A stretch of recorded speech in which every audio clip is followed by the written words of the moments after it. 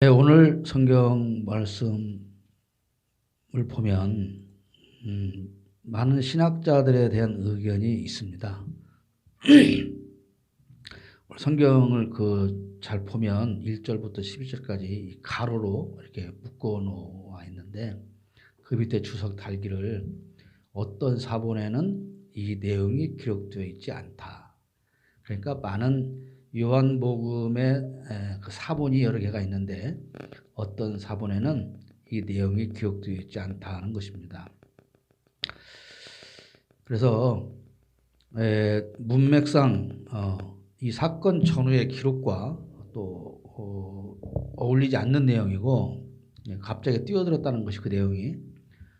그리고 어떤 사본에는 앞에서 말씀드린 것처럼 그 본문의 기록이 없다는 이유로 이 사건의 기록은 요한이 직접 쓰지 않았을 수도 있다라거나 또는 본래 요한복음에는 없던 내용이 다음에 시간이 많이 흐른 다음에 편집 과정에서 들어갔을 수도 있다는 이런 주장들이 있지만 사실 그것이 중요한 것은 아닙니다. 저는 오늘 이 본문의 기록을 통해서 예수님이나 여인의 초점을 맞추는 것이 아니고 손에 돌을 든 그 사람들에게 초점을 맞추면서 하나님의 말씀을 생각해 보고자 합니다. 음행한 여인이 잡혀오게 되었다고 기록하고 있는데 이 뭔가 좀 이상하지 않습니까? 음행을 했다면 분명히 상대 남자가 있었을 것인데 왜 남자는 잡혀오지 않고 여자만 잡혀왔을까 하는 것입니다. 당시에 적용되던 율법대로 한다면 남녀 두 사람이 같이 잡혀와야 되고 두 사람이 같이 돌에 맞아 죽어야 하는 것이 맞는데 이 내용에는 절대로 그 상대 남편에 대한 언급이 1절 없다는 것입니다. 우리가 어떤 생각을 할 수 있을까요? 아마 이 종교 지도자들이 꼼수를 부렸을 것이다. 이렇게 생각할 수가 있어요. 6절 상반절에 보면 그들이 이렇게 말하면 고발할 조건을 얻고자 하여 예수를 시험함이라. 그러니까 서기관과 바리새인들의 눈에 가시인 예수를 어떻게든 무너뜨려야 하고 무너뜨리기 위해서는 어떤 그 수단이 필요했는데 꼼수를 써서라도 그것을 할 수밖에 없는 상황이었을 것이다. 그래서 이들이 꼼수를 부리게 되는데 물론 어떤 꼼수를 어떻게 부렸느냐는 성경에 기록되어 있지 않지만 우리가 많은 것들을 상상해서 이렇게 추론을 해볼 수 있는 시나리오가 예상이 되는데요. 자, 서기관과 바리새인들이 동네에서 어떤 별 볼일 없는 맞장이나 피우고 사는 어떤 남자 한 사람을 돈으로 매수할 수 있겠죠. 그리고 어떤 여성을 지목하면서 야, 너 그 여자 데려다가 좀 어떻게 해봐. 그러면 우리가 정해진 시간에 쫓아갈 것이고 가서 여자만 끌고 나올 테니까 너는 도망가라. 그리고 돈을 주었다면 분명히 이 사람들이 갔을 때에 남자는 도망가고 여자만 끌고 올 수 있는 상황을 충분히 만들 수도 있었을 것이다. 물론 거기에 이용된 남자나 여자가 그렇게 성실하고 바르게 사는 사람은 아니었을 것이다라는 생각도 분명히 할 수가 있는 것이죠. 오늘 여기서 중요한 것은 그런 겁니다. 이런 꼼수를 쓴 사람들이 악당이냐 깡패냐 그게 아니라는 거예요. 사기꾼도 아니라는 겁니다. 당시에 지도자급에 있는 사람들이 이런 꼼수를 부렸다는 데 문제가 있는 것이죠. 지도자들이 자신들의 목적을 이루기 위해서 꼼수를 부렸다. 우리가 사는 오늘 현실도 마찬가지입니다. 지금 이 세대에도 교회 안에 참으로 많은 꼼수가 작동되고 있습니다. 마음에 들지 않는 목회자를 쫓아내기 위해서 장로가 교인들을 통원하고 꼼수를 부리기도 합니다. 또는 목회자가 자신의 이득을 위해서 세를 모아서 꼼수를 부리기도 합니다. 또는 세상을 이끌어가야 할 지도자의 자리에 있을 교회가 그 자리를 떠나서 세상을 향해서 꼼수를 부리기도 합니다. 교회뿐이 아닙니다. 정치, 사회, 기업, 교육, 심지어는 가장 정의로워야 할 검찰과 재판장까지 수많은 곳의 지도자들이 꼼수를 부리고 사기를 치고 모함하고 누명을 씌우고 그렇게 이 세상은 돌아가고 있습니다. 자신의 목적을 이루기 위해서 누군가를 희생시키는 이런 꼼수는 반드시 사라져야만 됩니다. 또 하나 왜 여자만 잡혀왔을까를 생각해 보면 당시의 여성의 지위는 아주 낮았다는 것이죠. 한마디로 말하면 그 당시의 여자는 사람 축에 들지도 못했습니다. 그래서 인구조사를 할 때도 그 전체 인구의 여성은 또는 어린이는 포함시키지도 않습니다. 애굽에서 탈출할 때도 여성은 그 숫자에 포함시키지 않고 셉니다. 그래서 60만이라고. 광야에서 인구조사를 할 때도 여성은 포함시키지 않습니다. 오병이어 기적의 현장에서도 여자들과 어린아이를 빼고 5,000명이 먹었다고 말합니다. 지금 같으면 정말 뭐 난리 날 일이죠. 그러나 아무튼 당시에는 그랬습니다. 물론 하나님께서 그렇게 여성을 차별했다 그렇게 해석하는 것은 무지한 얘기고요. 아무튼 당시에 어떤 풍속은 또는 당시의 가치관은 그랬다는 것인데, 그래서 같은 죄를 지어도 여성에게는 더 가혹하고 남성에게는 상대적으로 너그러웠기 때문에 여자만 잡아왔을 수도 있다. 물론 이 두 가지 이유가 다 성경에 기록된 것은 아니고 우리가 합리적으로 추론해 볼 수 있는 그런 시나리오인 것이지 반드시 그런 이유로 여자만 잡혀왔다는 근거는 없습니다. 그러나 그보다 더 중요한 것은 이 여자를 왜 잡아왔느냐는 것이죠. 왜? 기획을 한 사건이든 우연히 현장을 목격한 사건이든지 간에 이 여인을 잡아온 배경에는 반드시 이유가 있었다. 6절에 예수를 시험하기 위해서였다. 여기 시험은 테스트입니다. 유혹이 아닌 테스트. 그러니까 예수님을 테스트하겠다. 어떤 테스트를 하겠다는 겁니까? 다시 말씀드리면 서기관과 바리새인들은 예수님을 이러지도 저러지도 못할 두 가지 딜레마에 빠뜨리기 위해서 이런 함정을 파놓고 이를 꾸미게 된 것이죠. 자, 만약에 예수님께서 모세의 율법대로 돌로 쳐 죽여라 그렇게 한다면 그럼 지금까지 원수를 사랑한 거 죄인을 용서하라고 가르친 건 뭐냐? 이거 앞뒤가 안 맞는 사람 아니냐? 우리가 왜 저 사람을 쫓아다녔냐? 그런 신뢰를 잃게 될 것을 노린 것이고, 그렇게 되면 지금까지 예수님을 따라다니는 그 많은 사람들이 다 예수를 떠나게 될 것이죠. 그리고 예수님은 다시는 죄인을 용서해야 한다는 설교도 할 수가 없는 상황으로 만들 수 있는 거예요. 자, 또 예수님께서 모세의 율법대로 돌로 쳐 죽이려 한다면 두 번째 문제가 생기는데, 그 당시 로마의 국법을 어기게 되는 거예요. 유대를 식민 통치하던 로마의 법은 유대인 스스로는 어떤 판결을 내릴 수도 없고 그 판결을 집행할 권리가 없습니다. 오직 로마 법으로 의해서 로마 사람만이 판결을 낼 수 없고 집행을 할 수 있기 때문에 예수님이 그렇게 판결을 낼 수가 없는 거예요. 그래서 예수님도 로마에서 온 총독 빌라도에게 사형 선고를 받고 로마인들에 의해서 십자가형을 받으신 것이죠. 한편 예수께서 반대로 만약에 이 여인을 용서해 주라고 한다면, 아니 그러면 모세의 율법을 안 믿는 겁니까? 모세가 이런 사람은 돌로 쳐 죽이라 분명히 성경에 기록하고 있는데, 그러면 당신은 하나님의 아들이라는 사람이 그 하나님이 만든 율법을 어기는 겁니까? 그러면 앞으로 이제 누구나 다 이런 음행죄를 지어도 괜찮다는 겁니까? 이렇게 예수님이 공격받을 수밖에 없는 상황이 된 것이죠. 결국 예수님은 이 간교한 서기관과 바리새인들이 파놓은 함정에 빠져버리고 말았어요. 자, 빠져나갈 방법이 없죠. 없습니다. 이제 서기관과 바리새인들은 드디어 예수를 이제 골탕 먹이게 되었고, 이 예수는 다시는 우리 앞에서 꼴보기 싫은 짓을 하지 못하게 될 것이다. 그리고 쾌제를 불렀습니다. 그리고 이제 그 모여든 사람들은 돌을 들고 여인을 쳐 죽이면 되는 상황인 것이죠. 자, 예수님 큰일 났죠?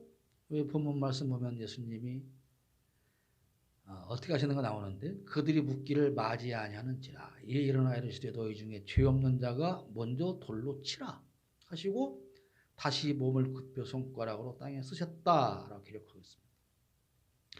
여기서 죄 없는 자가 먼저 돌로 치라. 죄 없는 자, 이 죄 없는 자라는 본래 의미는 행동의 죄를 의미한 것만이 아니고, 너희가 한 번도 마음속으로도 죄를 지어보지 않았다면 돌로 쳐. 그 얘기입니다. 야, 솔직히 너희들 지금 다 돌 들고 있는데 너네 마음속으로 죄 안 지은 사람 있어? 사람들은 모두가 마음으로 죄를 짓습니다. 지금 돌을 들고 있는 사람 중에서도 대부분이 마음으로는 음행죄를 지었어요. 누구나 다 짓는 마음의 죄까지 주님은 지금 드러내고 계십니다. 아름다운 여성을 보고 성욕을 느꼈다면 비록 실행에 옮기지 않았어도 이미 범죄한 것과 같다. 이런 의미라면 한 번도 죄를 짓지 않은 사람이 세상에 어디에 있을 것이며, 그래서 이 여인에게 돌을 던질 사람이 어디 있겠느냐, 그런 말씀이죠.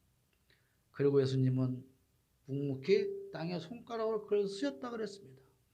무엇이라고 썼는지는 모릅니다. 어떤 학자는 거기 모인 사람들이 지었을 만한 죄를 다 썼을 것이다 라고 주장하는 학자도 있고, 또 어떤 학자는 거기 돌을 들고 서 있는 사람들의 이름을 썼을 것이다 이렇게 주장하는 학자도 있지만 우리가 알 길은 없습니다. 성경에서 말하고 있지 않기 때문에. 근데 중요한 것은 예수님의 이런 말과 행동을 보고 거기서 돌을 들고 있던 모든 사람들이 양심의 가책을 느꼈다. 양심의 가책을 느꼈다. 그들이 이 말씀을 듣고 양심의 가책을 느껴 어른으로 시작하여 젊은이까지 하나씩 나가고 오직 예수와 그 가운데서 여자만 남았더라. 9절에 그렇게 말씀하고 있습니다. 자, 여인이 잡혀오기 직전 상황이 어떤 상황이었어요? 전날 감람산으로 가셨던 예수님이 내려와서 다시 성전에서 사람들을 가르치려고 준비하셨고, 그 말씀을 들여 많은 사람들이 모여있던 그런 상황이에요. 지금 막 가르침을 시작하려는 상황, 지금 막 예배를 맞으면 설교를 하려고 하는 그 상황에서 이 사람들이 그 여인을 잡아온 거예요. 그리고 지금 예수님의 말씀을 들여 모였던 그 사람들이 다 뛰어나가서 손에 돌을 들었다는 것입니다. 즉 돌을 들고 죄인을 심판하겠다고 나선 사람들 대부분이 지금까지 예수님을 따르며 많은 가르침을 들었던 그 사람들이라는 거예요. 그러니까 더 상황을 오늘로 끌어진다면 지금 이렇게 예배를 하고 설교하려고 하는데 어떤 사람이 나를 고탕 먹이려고 예배를 못하게 하려고 끌고 나왔어. 모함을 하니까 지금 여러분들이 다 들고 일어난 것과 같은 상황이죠. 자, 이 돌을 들고 있는 많은 사람들이 매일 설교를 들었습니다. 용서해야 한다. 사랑해야 한다. 섬겨야 한다. 다져줘야 한다. 이런 설교를 매일 들었어요. 오늘도 마찬가지입니다. 용서하고 사랑하고 섬기고 나자지라는 설교를 매일같이 듣고 아멘 할렐루야를 외치는 오늘 우리 그리스도인들도 이들과 다를 게 없다는 것이죠. 매일 그렇게 설교를 듣고 은혜를 받고, 하지만 남을 정죄하고 심판하는 일에 누구보다도 앞장서서 돌을 들고 있다, 그런 말씀이죠. 이 돌을 든 사람들은 잡혀온 여인 앞에서 당당한 의인이었습니다. 지금까지 살면서 자신들은 음행죄를 범한 적이 없었어요. 아니, 나는 절대로 그런 죄를 지은 적이 없어. 이렇게 생각을 했습니다. 실질적으로 이 사람들은 행동으로 음행죄를 지은 적이 없는 사람들이 맞아요. 그런데 예수님의 말씀을 듣고 보니 마음으로도 죄를 지었다면 죄인이라고 하는 그 말씀을 듣고 그럼 나도 죄인이잖아. 과연 내가 저 여인을 돌로 칠 수 있을까? 그래서 하나씩 그 자리를 떠나게 되었다는 것입니다. 우리는 늘 그렇게 남들 앞에서 의인의 모습으로 살고 있어요. 나 빼곤 다 죄인입니다. 그래서 나는 너처럼 그렇게 죄짓고 살지 않는다. 그러므로 나는 너보다 의인이다. 마치 감옥에 갔는데 살인범이 있어요. 한 사람을 죽인 살인범이 있습니다.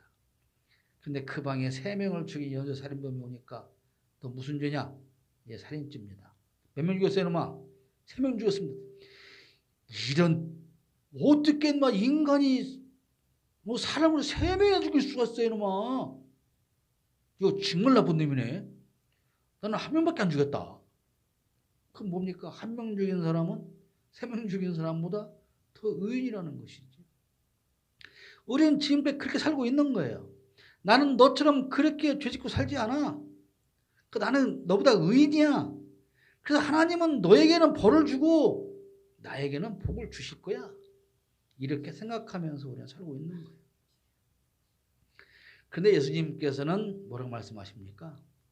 마태복음 9장 13절에 너희는 가서 내가 긍휼을 원하고 제사를 원하지 아니하노라 하신 뜻이 무엇인지 배우라.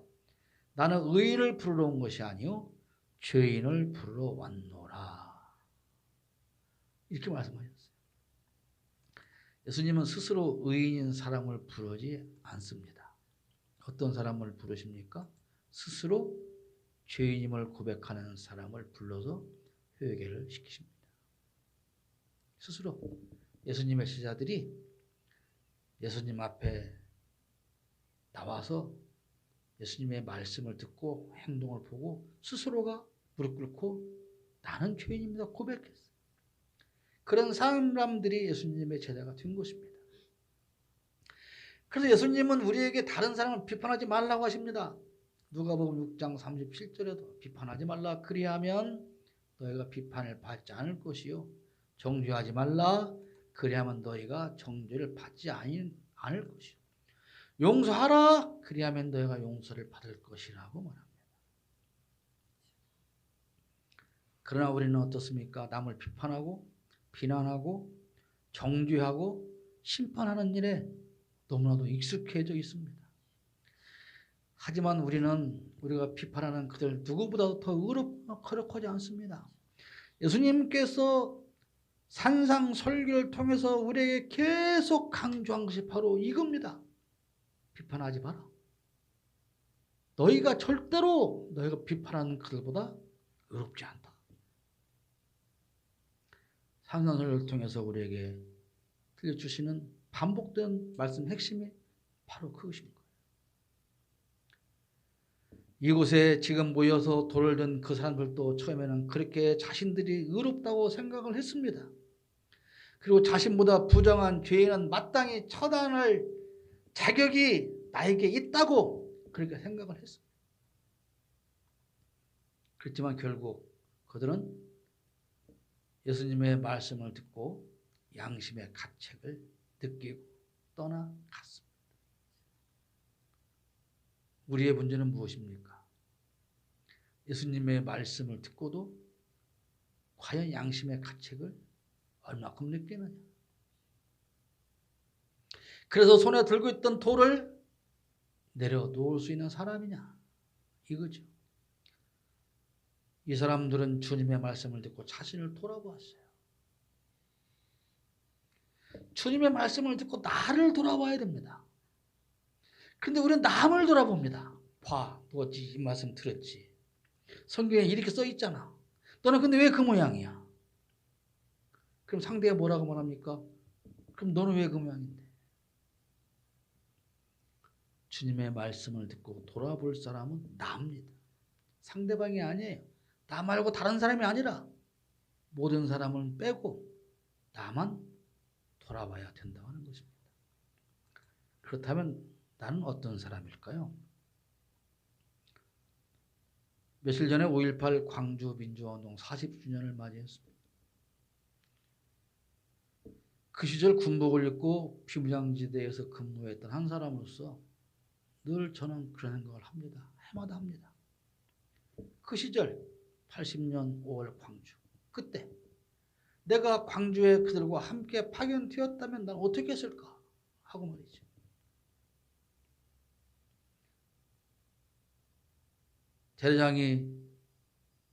연대장이 사살하라고 하는 명령을 내렸을 때, 아유, 그건 말이 안 되죠.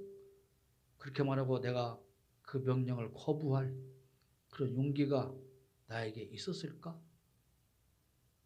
결코 저는 그런 용기가 없습니다. 어저께 박하사탕이라는 영화를 봤습니다. 그 설경구가 바로 그런 거죠.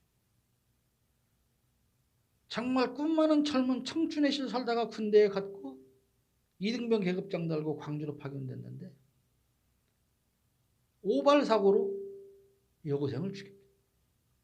본인이 죽이려고 했던 게 아니에요. 그를 피신시키려고 하고 있는 상황에 다른 군인들이 쫓아오니까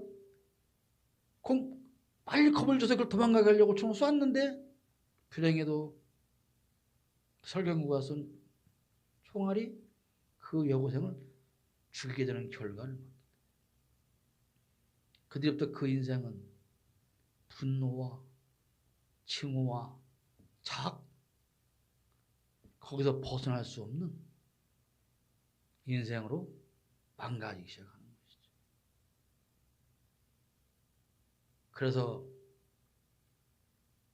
유월항쟁이 시작되었을 때 경찰이 되었고 누구보다도 학생 민주운동원 학생들을 잡아다가 악랄하게 고문하는, 그렇게 그 인생이 망가지게 되는 것이죠. 저는 그때 광주에서 남들 사격하는 걸 보고 사격하라고 명령을 받았다면 저도 분명히 했을 것이에요. 그래서 저는 내가 광주로 파견되지 않은 걸 참으로 하나님의 은혜라고 생각합니다. 오히려 전방에서 국방부에서 제공해주는 뉴스를 들으면서 내가 광주로 가야 되는 거 아닐까? 가서 저 폭도들을 진압해야 되는 거 아닐까? 그런 생각을 할 정도입니다. 내가 정의롭거나 의로워서 광주 학살에 참여하지 않은 것이 아닙니다. 거기에 가지 않은 것뿐이에요. 다만 그 자리에 없었다는 이유로 나는 살인자가 되지 않은 것뿐입니다. 그러므로 저는 그때 그 명령에 따랐던 군인들을 비난할 자신이 없습니다. 다만 반역을 저지르고 그들에게 살인을 명령한 그 수괴들은 반드시 찾아내고 처벌해야 한다고 생각을 합니다. 음행죄를 짓고 끌려온 여인 앞에 지금 내가 서 있다면, 그렇다면 지금 우리 앞에 음행죄를 짓고 돌로 맞아주고 마땅한 여인이 끌려와 엎드려 있다면 우리는 어떻게 했을까요? 저 여자는 당장 쳐주게 한다고 외치며 돌을 들지 않았을까요? 그리고 예수님의 말씀을 듣고 양심의 가책을 느껴서 슬그머니 그 자리를 떠났을까요? 우리는 돌을 들었던 그 사람들을 비난할 수 있을까요? 부끄럽지만 저는 자신이 없습니다. 아마도 저라면 모든 사람이 다 슬그머니 돌을 놓고 떠나갔음에도 불구하고 나는 여전히 혼자 끝까지 돌을 들고 있지 않았을까? 그렇게 고백을 할 수밖에 없어요. 왜일까요? 예수님이 죄 없는 자가 돌로 쳐. 마음속으로도 죄가 안 지었다면 돌로 쳐라. 그런데 돌을 놓고 슬기롭게 떠난다면 나는 그런 죄를 지었음을 고백하는 거 아니겠습니까? 반대로 말씀드리면 남대진이 그렇게 정의롭게 살더니 돌 놓고 하는 거 보니까 저것도 똑같은 죄를 지었다는 거잖아. 이 비난이 두려워서 끝까지 나는 돌을 들고 있거나 나 혼자라도 돌을 들고 그 여인을 향해서 던지지 않았을까요?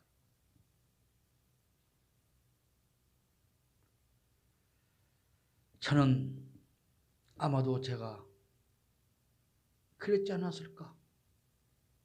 그렇게 저를 돌아봅니다. 나는 죄가 없어. 니들은 죄를 지었기 때문에 양심의 가책을 느껴서 돌 놓고 떠나가지. 이 죄인들아. 이 여자가 똑같은 사람이야 너희들은. 그런데 나는 절대 죄가 없어. 그리고 마지막까지 돌을 들고 그 자리를 지켰습니다. 오늘 본문의 사건에서 저는 예수님과 여인에게 초점을 맞추지 않았습니다. 저 자신을 돌아보기 위해서입니다.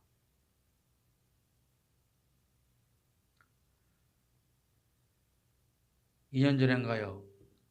매거진 군산에 제가 표지 모델로 나오고 거기에 정의로운 사람이라는 타이틀로 제 기사가 소개되었을 때 저는 가슴이 뿌듯했습니다.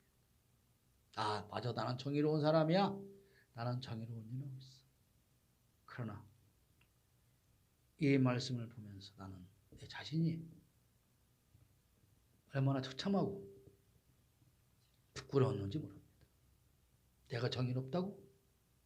내가 무엇이 정의롭다? 다른 사람들은 다 떠났을지라도 마지막까지 나는 정의로운 사람이라고 그 자리를 지켰을 이 뻔뻔스러움. 여러분, 오늘 돌을 든 사람은 누구일까요? 바로 저의 모습입니다. 다른 사람이 다 양심의 가책을 받고 슬그머니 떠난 그 자리에 아직도 나는 씩씩거리며 혼자서 돌을 들고 서 있는 것입니다. 그리고 유일하게 나 혼자서 힘껏 돌을 던졌을지도 모릅니다. 돌을 든 자 누구입니까? 바로